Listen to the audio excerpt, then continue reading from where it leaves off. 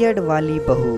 काजल की आदत थी कि वह हर सुबह जल्दी नहा धोकर पूजा पाठ करके पेड़ पौधों को पानी दे दिया करती थी। पर जब भी यह नियम महीने में किसी दिन नहीं हो पाता था तो काजल की सास सुमन अपनी बातों का पिटारा खोलकर बैठ जाती थी। सुमन, क्या बात है काजल, आज उठने में बड़ी देर कर दी, सब ठीक तो है ना? काजल, माँ जी वो आज मेरी तबीयत ठीक नहीं है। सुमन, बस बस बस, ज़्यादा समझाने की ज़रूरत नहीं है, महीने से हुई हो, साफ साफ बोलो ना।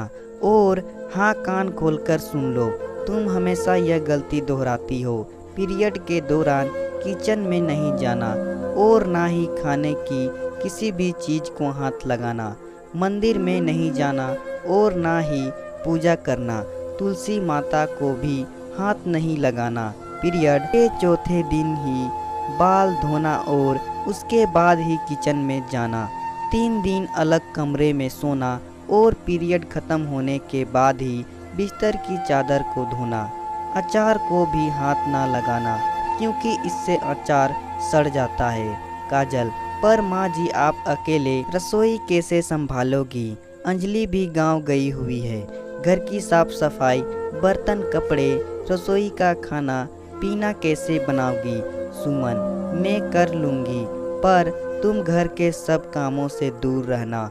सुमन का स्वभाव ऐसा ही था, वह अभी भी पुराने विचारों में जीने वाली महिला थी, इसलिए वो पीरियड को घिनौना नजरिए से देखती थी।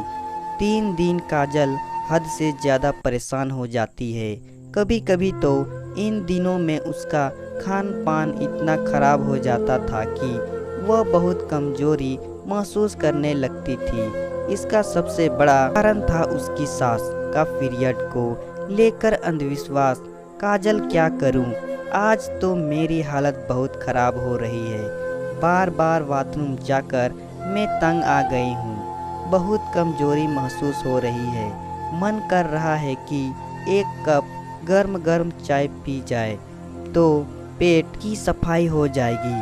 पर माँ जी तो मंदिर गई है, दर्द सहन नहीं हो रहा है, मुझे मजबूरी में चाय बनानी होगी। काजल की तबीयत बहुत खराब हो रही थी, इसलिए वह मजबूरन वश अपने लिए रसोई में थोड़ी सी चाय बनाने के लिए जाती है। तभी सुमन आ जाती है। वो इतनी तेज गुस्से से चिल्लाती है कि भरी हुई चाय की प्याली काजल के हाथ से छूट जाती है। सुमन, हे भगवान, मेरी रसोई अपवित्र कर दी। मैंने कहा था ना, महीने से हो रही हो, रसोई के भीतर नहीं जाना। काजल, माँ जी वह मेरे पेट पे बहुत दर्द हो रहा था, आज दूसरा दिन है तो तबीयत ज़्यादा खराब है, सोचा चाय से थोड़ी राहत मिलेगी, आप थी नहीं तो। काजल अपने पेट को पकड़ के खड़ी थी। घबराहट में उसकी तबीयत बिगड़ गई और वह दौड़ती हुई कमरे में गई। सुमन, अरे कहाँ जा रही है? अब सारी रसोई को गंगा जल से धोना पड़ेगा। पता नहीं यह आजकल की बहुएं भी ना अपने समय में महीने से होती है। हमें तो हमारी सास 3 दिन कमरे में बंद रखती थी, सब कुछ जो खाना पीना होता था वह दरवाजे से ही सहारे देती थी। तभी काजल का पति रवि आ जाता है। वह कमरे में देखता है कि काजल बेहोश पड़ी हुई है। रवि, काजल, आंखें खोलो काजल। सुमन, क्या हो गया, इतना चिल्ला क्यों रहा है? अरे काजल को क्या हुआ, अभी तो भारी चढ़ी थी। रवि, पता नहीं, मैं कमरे में आया तो काजल बेहोशी की हालत में दिखी। मैंने लेडी डॉक्टर को फ़ोन कर दिया है, वह आती होगी। तभी लेडी डॉक्टर आ जाती है। वह काजल का चेकअप करती है और एक इंजेक्शन देती है, जिसके काजल थोड़ी देर बाद होश में आ जाती है। डॉक्टर, घबराइए नहीं, डरने की कोई बात नहीं है, कमजोरी और थकान के कारण काजल बेहोश हो गई थी। काजल, डॉक्टर वो मेरा आज सेकेंड है तो डॉक्टर।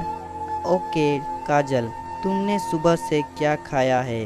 काजल, डॉक्टर मैंने तो सब कुछ खाया था, अभी थोड़ी देर पहले ही माँ जी ने मुझे दूध और फल दिए थे।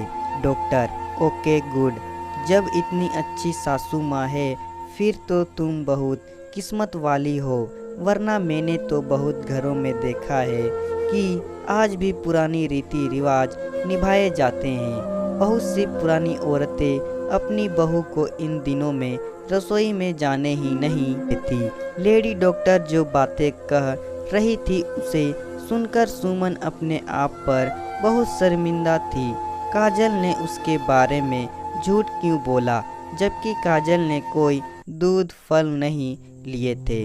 डॉक्टर रवि जी, एक बार काजल जब ठीक हो जाए तो क्लिनिक ले आइएगा, मैं काजल का हीमोग्लोबिन टेस्ट कर लूँगी। बाकी काजल तुम अपनी डाइट पर ख्याल रखा करो, हरी सब्जियाँ, ड्राई फूड्स और बाकी सब तुम्हें खाना है। तुम्हारी सास भी बहुत अच्छी है।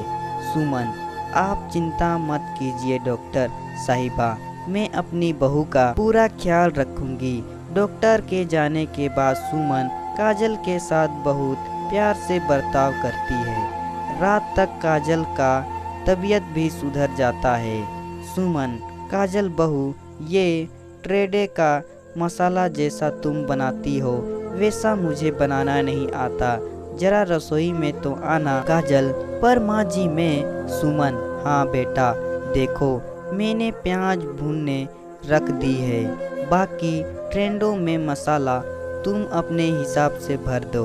काजल झट से सुमन के गले लग जाती है और रो पड़ती है। काजल, आई लव यू माँ जी। सुमन, आई लव यू टू मेरी प्यारी बहू रानी। दोनों सास बहू का प्यार देख रवि को भी तसल्ली हो जाती है। उस दिन के बाद सुमन ने कभी भी पीरियड के दिनों में अपनी बहू काजल से छुआछूत नहीं मानी। सुमन जानती थी उसकी छुआछूत के कारण आज उसकी बहू काजल की जान को खतरा हो सकता था। सुमन को अपनी भूल का एहसास हो चुका था। काजल भी अपनी सास की बदलती सोच देखकर बहुत खुश थी। तो दोस्तों, कहानी पसंद आए तो वीडियो को लाइक करें और साथ ही साथ चैनल को सब्सक्राइब भी कर दें।